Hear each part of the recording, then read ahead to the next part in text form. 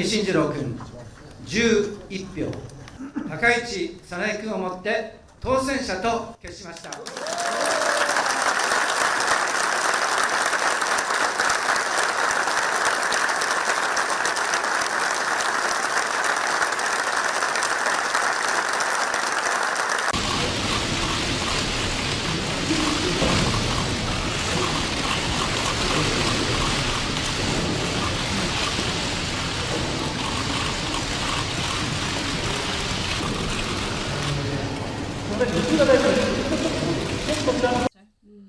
This is what the LDP always does, right? Or the conservative establishment.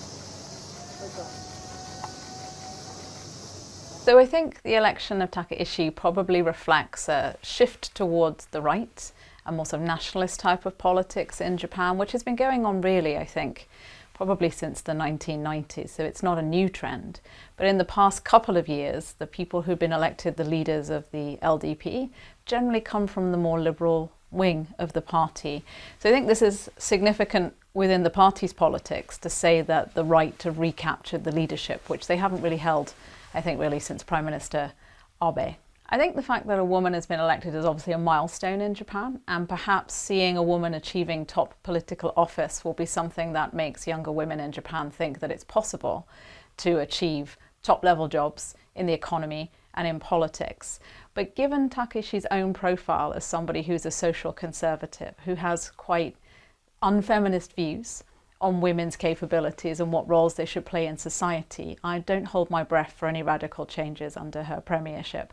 And actually, we've seen conservative women elected in other countries in the past who've actually done very little for women's rights. Margaret Thatcher springs to mind as a politician who in 11 years in government didn't promote women to the senior positions within her administration.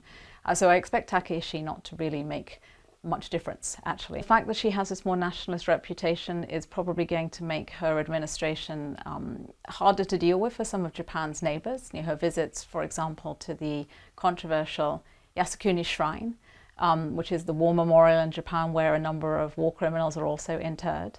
This is going to make relations with China, South Korea, other countries that are occupied by Japan more difficult. I think in terms of economics, her policy agenda seems to be somewhat different from the current administration. She wants to see more fiscal stimulus, more spending as a way of trying to kickstart the economy. I think this is not something new, right? This is the ideology of Prime Minister Abe and pretty much what most LD prime ministers have done since the 1970s. I mean, I think in order for this to have a big impact on foreign policy, she has to last in power for more than a short period of time. I think for a lot of leaders around the world, when they look at Japan and they see there's a new prime minister, they don't hold their breath that this person is going to be around long enough to actually have a significant impact on foreign policy. So I think, first of all, the thing she really needs to deal with is making sure she's got a legislative coalition to get legislation through the Diet. I think it's going to be interesting to see how the relationship between Takaichi and Donald Trump evolves. I think in terms of ideology, they seem to be closer bedfellows than Trump and Ishiba. Obviously, they share quite a nationalistic agenda.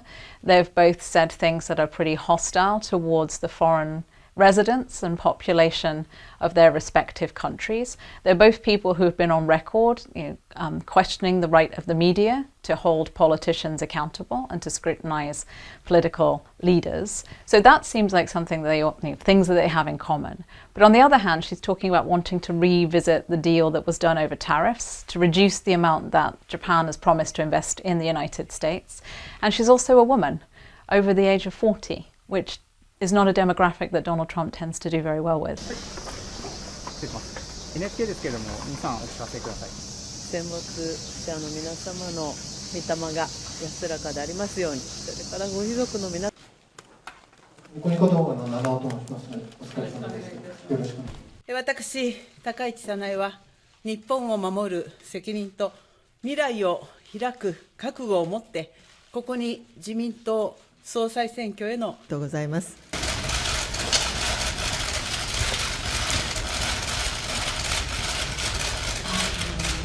よろしいでしょうか。続きまして記号がですね。